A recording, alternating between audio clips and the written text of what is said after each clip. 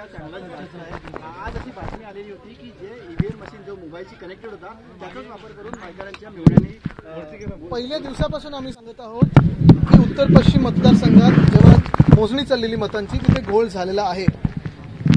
काही पत्रकारांनी आपण पाहिलं असेल, काही आपल्यातूनच पत्रकारांनी हा विषय लावून धरलेला आहे। अजून माहिती समोर येत आहे। आम्ही देखील अजून काही माहिती घेऊन कोर्टात जाणार आहोत। तिथे ईव्हीएमचा फ्रॉड झालेला आहे, निवडणुकीचा फ्रॉड झालेला आहे आणि इलेक्शन कमिशन म्हणजे एंटायरली कॉम्प्रोमाइज हे समोर आलेलं आहे।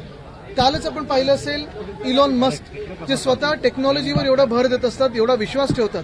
आपल्या जगात जर एकमेव व्यक्ती कुठची टेक्नॉलॉजीवर जास्तीत जास्त काम करत असेल ते स्वतः इलॉन मस्क आहेत आणि त्यांनी देखील सांगितलेलं आहे की ईव्हीएम हॅक होऊ शकतात।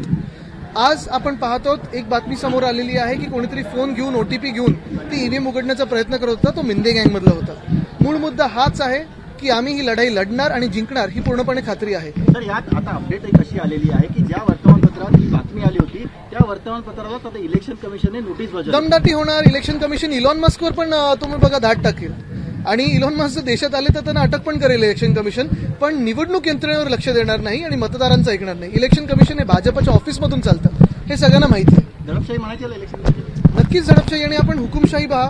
साधारणपणे निवडणुकीनंतर 303 वरून हुकुमशहाला आम्ही 240 वर आणलं या देशात। ईव्हीएम नसते तर 40 पण भाजप सीट्स मिळाले नसते भाजपला। वायकर म्हणताय रडीचा डाव आहे, फक्त आमचेच माणसं रडतंय कोण हे आम्हाला माहिती आहे। त्यांना सांगू का कोण कोण रडत होतं आणि काय काय त्यांनी मला सांगितलेलं।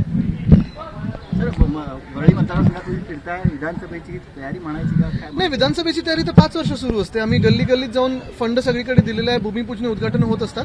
आज आपण पाहत असाल बीडीडी चाळीमध्ये निवडणूक असल्यामुळे कारणं देऊन पीडब्ल्यूडीनी जी कामं केली नव्हती ती परवाकडे आम्ही सगळी पत्रकं वगैरे पूर्ण देऊन पुन्हा एकदा इथे कामं सुरू केलेली आहेत। मॉन्सूनची तयारी असते ती यावेळी मुंबई महानगरपालिका असेल किंवा पीडब्ल्यूडी असेल, ह्या सगळ्या एजन्सीज आहेत, त्यांनी काम मुंबईत केलंच नाहीये।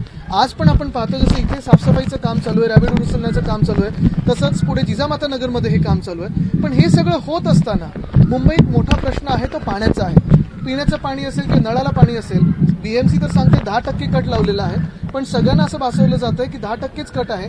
खरी स्थिती अशी की कमीत कमी 50% कट पाण्याला लागलेला आहे आणि मुंबई महानगरपालिका सत्य बोलायला तयार नाही। एबीपी माझा, उघडा डोळे बघा नीट।